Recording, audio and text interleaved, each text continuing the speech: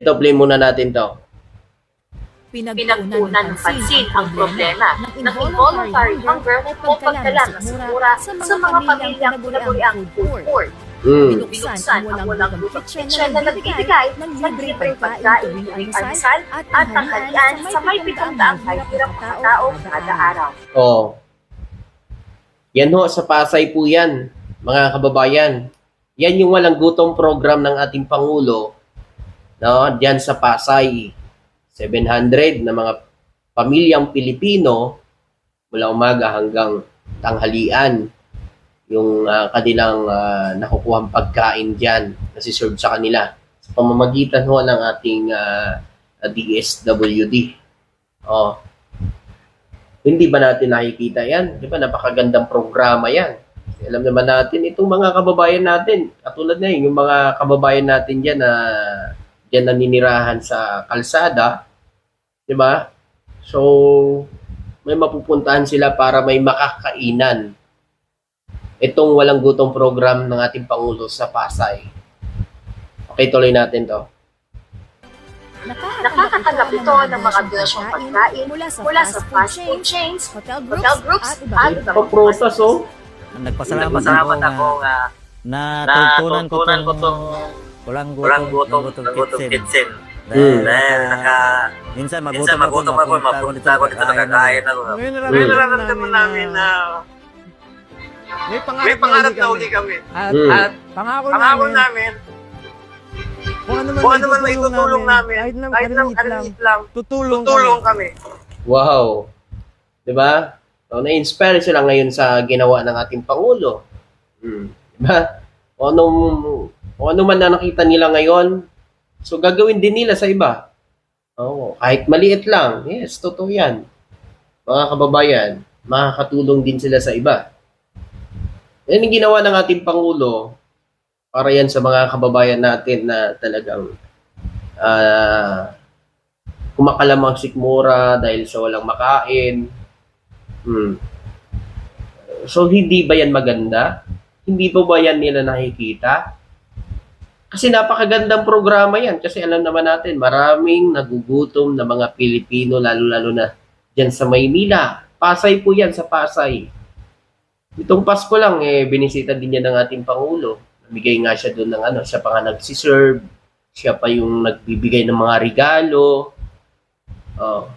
Hindi ba yung maganda para sa atin? O makita natin yung tax natin na nakakatulong sa mga talagang need ng tulong ng gobyerno. Yung mga kababayan natin na nawawalan na ng pag-asa dahil sa ginawa ng ating Pangulo, nagbigay siya ng walang gutom program na yan, na iba ang pananaw nila, di ba? Nagkaroon ng pag-asa.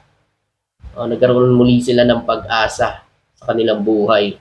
Yun nga, kita nyo nga, di ba? Sabi niya, nagkaroon sila muli ng pag-asa. Ito, ang benteng bigas na sinabing pagkaing baboy daw, sabi ni Inday Lokring. Mula sa isang pangako. Ito yung sinasabi ni Inday Lokring na pagkaing baboy. Ayaw ng mga didilis ng benteng bigas kasi sila kaya naman talaga nila bumili. Kasi Inday Lokring, hindi naman talaga bibili ng tagbibenteng bigas yan. Gumagastos ng 11 days, 125 million. Siyempre talagang pagkain baboy lang yon. Ang benteng bigas sa kanila. Pero meron tayong naispatan, nakita na sa benteng bigas ng ating Pangulo, abay, nakasuot pa ng t-shirt ng mga DDS. Pero yun naman, wala naman yan para sa lahat yan para sa mga Pilipino yan na talagang makakabenepisyo ng benteng bigas. Kaya iwan ko na lang, di ba? Yung benteng bigas ng ating Pangulo natupad na. Yung 10K ni Alan wala pa. Yung 2K sa kuryente wala pa rin. Di ba? Kaya sino ngayon yung napako yung pangako? kaya nung natupad yan, tinawag nila na tinawag nila na pagkaing hayop eh. Kasi natupad. Pero nung wala pa, hindi pa ito natutupad yung benting bigas. Kasi siyempre ginagawa pa ng paraan ng ating Pangulo para talagang maisakatuparan itong benting bigas. Ngayon, pinaghahanap na nila, sana yung pangako mo. Sana yung pangako mo na benting bigas. Di ba? Yun ang sinasabi nila noon. Pero nung natupad na, sabi pagkaing hayop na. Ginagamit lang daw pamumulitika. Yan. Ang benteng bigas ng ating Pangulo, tuloy-tuloy yan hanggang matapos ang kanyang termino. Diba? Hindi yan pamumulitika. Yan ay tulong para sa mga Pilipino na talagang alam naman natin na mahal ang mga bilihin at bigas din ngayon. Diba? Binigyang katuparan ng administrasyon ang pagbaba ng presyo ng gas sa 20 pesos kada kilo. Ibinunsad ito sa mga pangpublikong palengke sa buong bansa, kabilang sa mga tindahan ng kalikuan ng Pangulo. Siyempre malaking tulong po sa aming mahirap ang 20. Sa 40 na nahihirapan kami. Di ba? Kasi si Inday naman, mayaman naman eh. Yung nagsabing pagkaing hayop lang daw yun. Kasi mga kababayan, kayang-kaya nila bumili. 125 million nga, 11 days lang ginastos eh. Talagang hindi kakain ng 20 bigas yun. Hindi natin. Pag bumili ka ng 20, makakabili ka ng isang ulam na lagi maghanap. At least kahit paano nakakatulong ang bigas sa murang halaga, kahit gano'ng mahal ang bigas ngayon, pinakamababa, tinutulong ng tao, pinakamura. Thank you po kay Presidente sa mga tulong na pinagkakaloob niya sa amin. Thank you Lord, dahil siya binigay niya sa amin. Wow! Thank you kay Lord dahil siya ang presidente na ibinigay. Di ba, narinig nyo? Thank you kay Lord. Dahil si BBM ang ibinigay niya at nangyari ito. So naman, bakit? Mga didiles. Pagyayabang ko talaga yan. Yung panahon ni Digong, di nga ako nakarinig ng ganyan.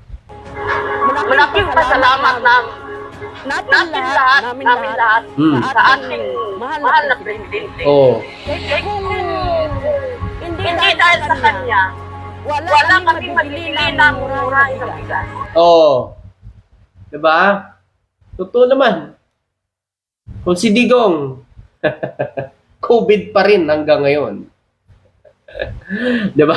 Kung si Digong pa rin yung presidente, COVID pa rin hanggang ngayon. Baka patay na tayo sa COVID niyan. Play. Maraming salamat po.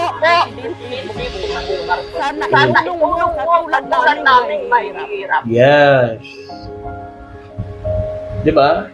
Ipinamalas ang bayanihan spirit at pagkakaisa ng National Government Agencies, local government units, pribadong sektor, at non-government organizations na ilunsad ang Oplan Kontrabaha, waterways clearing and cleaning operations sa buong kapuluan. Nag-inspeksyon mismo ang Pangulo sa iba't ibang lugar para alamin at obserbahan ang pag-aalis ng mga basura at debris sa mga ilog, sapa, waterways at drainage systems na nagdudulot ng baha sa tuwing malakas ang ulan. Okay, bago tayo dun sa speech ng Pangulo.